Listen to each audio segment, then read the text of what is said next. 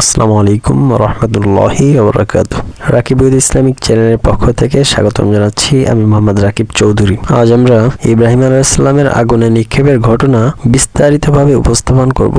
তো চলুন শুরু করা যাক।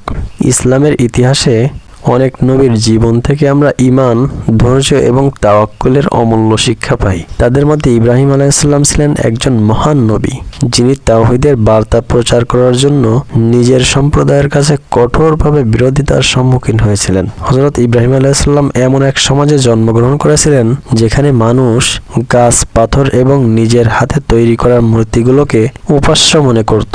তারা বিশ্বাস করত এই মূর্তিগুলো তাদের ইচ্ছা পূরণ করবে এবং বিপদ থেকে রক্ষা করবে। কিন্তু ইব্রাহিম আলাইহিস সালাম ছোটবেলা থেকেই এই ভুল বিশ্বাসকে অস্বীকার করতেন। তিনি যুক্তি দিয়ে বোঝাতে পেরেছিলেন যে মূর্তি বা অন্য কোনো সৃষ্টি আল্লাহর পরিবর্তে উপাস্য হতে পারে না। তিনি মানুষকে আহ্বান জানাতে শুরু করলেন, আল্লাহই একমাত্র প্রভু, তিনিই আকাশমণ্ডলী ও পৃথিবীর সৃষ্টিকর্তা। তোমরা এই মূর্তিগুলোর পুজো করা বন্ধ করো এবং এক আল্লাহর ইবাদত করো। তার এই দাওয়াত মানুষ গ্রহণ করেননি তখন, বরং তারা তাকে উপহাস করত। একদিন ইব্রাহিম আলাইহিস সালাম একটি গুরুত্বপূর্ণ শিক্ষা দিতে সিদ্ধান্ত নিলেন। তিনি সুযোগ পেয়ে মন্দিরে প্রবেশ করলেন এবং সেখানে রাখা সমস্ত মূর্তিগুলোকে ভেঙে গুঁড়িয়ে দিলেন। কেবলমাত্র সবচেয়ে বড় মূর্তিটি রেখে দিলেন। তিনি এই বড় মূর্তিটির গলায় কুঠার ঝুলিয়ে রাখলেন। যখন লোকেরা মন্দিরে ফিরে এসে মূর্তিগুলোর এই অবস্থা দেখল, তখন তারা আতঙ্কিত হয়ে পড়ল। তারা সন্দেহ করল যে এটি ইব্রাহিম আলাইহিস সালামের কাজ। হযরত ইব্রাহিম আলাইহিস সালামকে ডেকে এনে জিজ্ঞাসা করা হলো, তুমি কি আমাদের মূর্তিগুলোকে এভাবে ভেঙে দিয়েছো? হযরত ইব্রাহিম আলাইহিস সালাম উত্তর দিলেন, এই বড় মূর্তিটিই তো ভেঙেছে। যদি তোমরা সত্যিবাদী হও তবে এটির কাছে জিজ্ঞাসা করো। তার এই যুক্তি শোনার পর লোকেরা নীরব হয়ে গেল। তারা বুঝতে পারল মূর্তিগুলি আসলে কোনো শক্তিই রাখে না, কিন্তু অহংকার এবং জেদে তারা ইব্রাহিম আলাইহিসসালামকে শাস্তি দেওয়ার পরিকল্পনা করলো।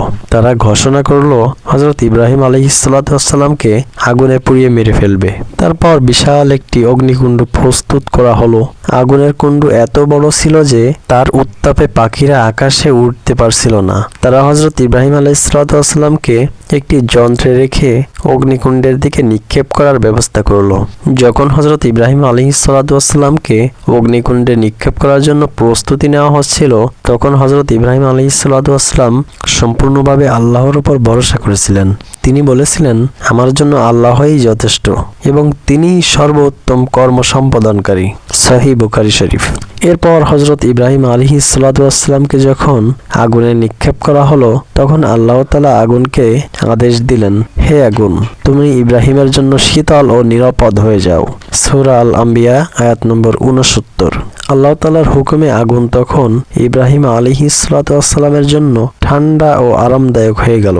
আগুন তার কোনো ক্ষতি করতে পারেনি। লোকেরা দূর থেকে তাকিয়ে দেখলো হযরত ইব্রাহিম আলাইহিসসালাম সম্পূর্ণ অক্ষত অবস্থায় আগুনের মধ্যে বসে আছেন। এই অলৌকিক ঘটনা দেখে অনেক মানুষ ইব্রাহিম আলাইহিসসালামের প্রতি ঈমান আনতে শুরু করলো। তারা বুঝতে পারলো যে হযরত ইব্রাহিম আলাইহিসসালাম সত্যবাদী এবং এক আল্লাহই প্রকৃত উপাস্য। কিন্তু নমরুদ এবং তার অনুসারীরা আরো বেশি জেদি হয়ে গেল। তারা নিজেদের অহংকারের কারণে আল্লাহর পথে ফিরে আসেনি। তো সম্মানিত ভিউয়ার্স, এর থেকে আমরা 3টি শিক্ষা গ্রহণ করতে পারি। 1 নম্বর, আল্লাহ তাআলার প্রতি ভরসা। যদি আমরা আল্লাহ তাআলার উপর পূর্ণ ভরসা রাখি তবে তিনি আমাদের যে কোনো বিপদ থেকে রক্ষা করবেন। 2 নম্বর, ঈমানের দৃঢ়তা। হযরত ইব্রাহিম আলাইহিসসালাম দেখিয়েছেন যে সত্য ন্যায়ের পথে থাকা সব সময় সহজ নয়, কিন্তু শেষ পর্যন্ত আল্লাহ তাআলা সত্যের জয় সুনিশ্চিত করেন। 3 নম্বর, আল্লাহর শক্তি। আগুন যা প্রাকৃতিকভাবে জ্বলন্ত, আল্লাহ তাআলার হুকুমে তা ঠান্ডা হয়ে গেল। এটি প্রমাণ করে যে আল্লাহ সৃষ্টি জগতের একমাত্র মালিক। তো এই ঘটনা ছিল এই পর্যন্তই। যদি আপনাদের ভালো লেগে থাকে তাহলে চ্যানেলটি অবশ্যই সাবস্ক্রাইব করবেন এবং আপনাদের বন্ধুদের কাছে শেয়ার করে ছড়িয়ে দিবেন।